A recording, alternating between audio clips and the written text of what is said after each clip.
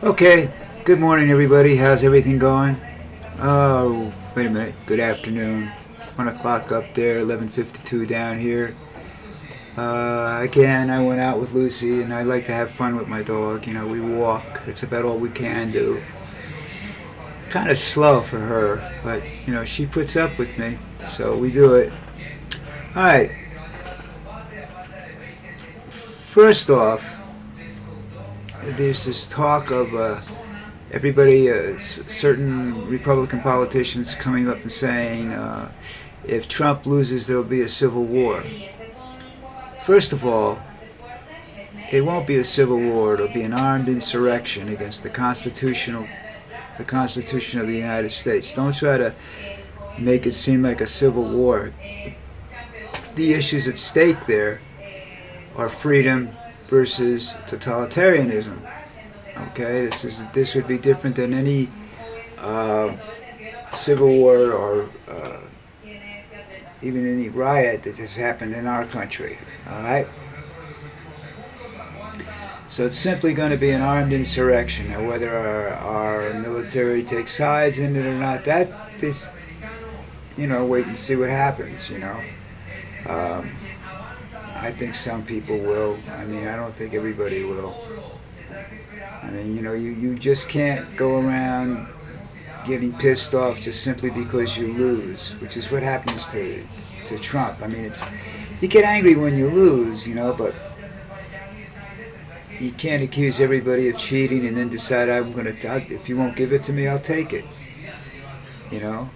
Hopefully somebody will take him out if that's the case. But there are other people that you have to worry about. What's this guy Roberts or something who's the chairman of the Project 2025? There's an interesting piece of paper. It's a book coming out now about Project 2025.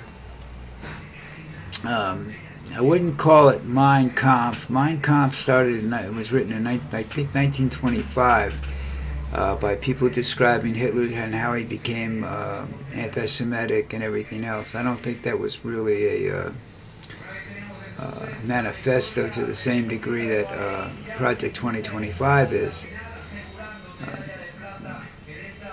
But that book's going to come out no matter what happens, and the guy that's in charge of that, I believe his name is Roberts, is the guy that we have to be careful of, and a guy that should be, at some point in time arrested for treason. See, that's the thing now. You go out and you arrest these people for basically disagreeing with you on law issues. I think Donald Trump's actions, including taking the documents out of the White House, are treasonous. I don't think it's just obstruction that they're going after. I think they should go after treason. Much harder to prove, but it best describes the man. He's not a true American, and anybody who says he is crazy. If you believe in some of the issues he has, I can understand you supporting him, but don't sit there and tell everybody he's an American patriot, because he's so far from being patriotic, it's ridiculous. And if they had the money, and if it wasn't so many years ago, they could probably investigate Donald and find out that he paid somebody to have bone spurs,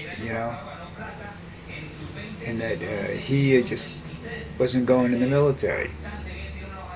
I don't think he wanted to be married at that time, and have kids and everything, which is the way a lot of people got out of it, apparently his educational deferment had expired or something along those lines. I don't know. But he used bone spurs, which is just stupid. There were too many other ways to get out of it that could have possibly been legitimate. But he didn't want to go. He supposedly owns a couple of handguns. I don't know what he's keeping them for, unless he wants to shoot his wife or something, or shoot the occasional dog that comes into his golf course. If I ever found out he did that, then you would have to tie me down someplace. Put me in a jail cell and don't let me out till he's dead and gone. Um, so, when you're talking about Project 2025 and how that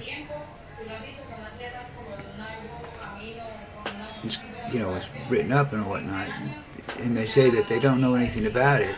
J.D. Vance wrote the what do you call it? The intro to the book.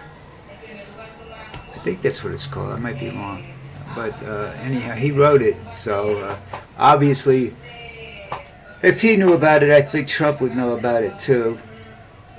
And he thinks, oh, there's some bad things in there. Yeah, there's a lot of bad things in there, Donald. That's part of your life. You say bad things, you do bad things, but go around telling everybody else it's their fault. It's not your fault. It's their fault. I didn't do that. What was I talk about that family circle comic where they put the little guy up in the corner, the little ghost-like character that says "Not me." That's Donald Trump. Not me. I didn't do that. Apparently he got a story that's been going around for a few years. I'm not sure exactly how many, about a helicopter crash. He got the wrong guy's name in it, and he still insisted it was the other guy. It wasn't. He wasn't even there that day. I forget where he said he was. But that's Donald. If he believes it, it's right. Not if you believe it. If he believes it, it's the truth. He doesn't care what you believe. He doesn't care what you want. He doesn't care about you, period. And that's the thing that has to come out sooner or later. This is all about Donald, I'm not sure why he began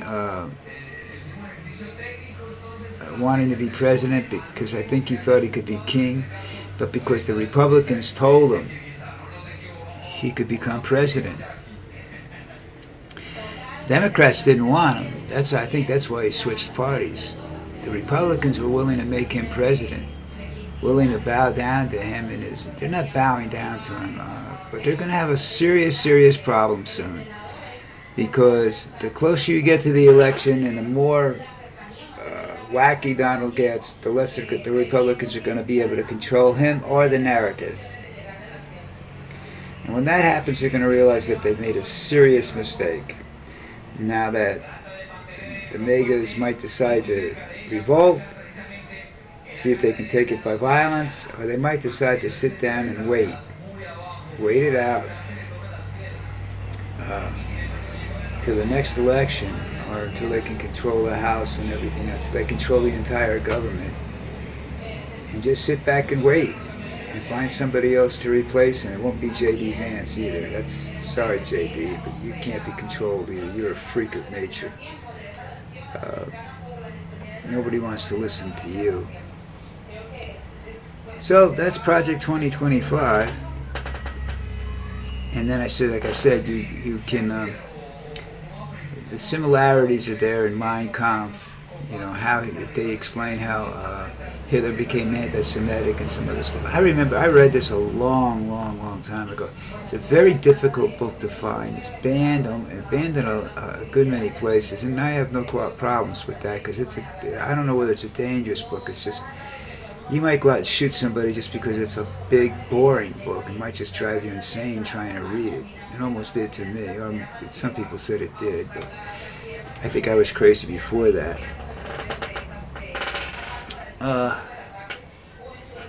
Now again, Trump and his blowhard friends are saying there'll be violence, that there'll be a bloodbath. I'm not sure about that. Do I believe that there's some seriously whacked out people? Yeah, some of them were in jail. What's that guy from, what was he from, QAnon? The guy that had a buffalo helmet and carried a spear or something. I forget what he carried. They took it away from him. Now he's going to get it back because he wants it back in time for this election, because I honestly don't know whether Trump's going to win this or not. If he does, I'd question the veracity of the because I just don't think there are that many stupid people in the world in America. I mean, I know there's a lot of them. I attended bar. I met a lot of them. You know, in 28 years attending bar, I met a lot of stupid people. I was one of them for a good period of time. So, you know, what can I say? I have friends of mine that are still stupid, but that's their problem, not mine. You know, they're not stupid enough to vote for Trump, though. I think they understand the situation. If they don't, well, then again, whatever happens to them, they deserve. Because you can't be, you just can't, you can't have it. You can't have Trump in office. I mean, but like I'm saying, you know, it's not him so much that you have to worry about. It's guys like Robert, the guy that wrote the Project 2025. I believe that Donald didn't know a lot about what was going into that book. I believe that the Republicans are behind that they don't tell Trump everything, you know, because Trump is a dangerous man on both sides of the law. He's a dangerous man because he doesn't know when to keep his mouth shut. That's a very, very dangerous thing in the world, you know, especially in politics.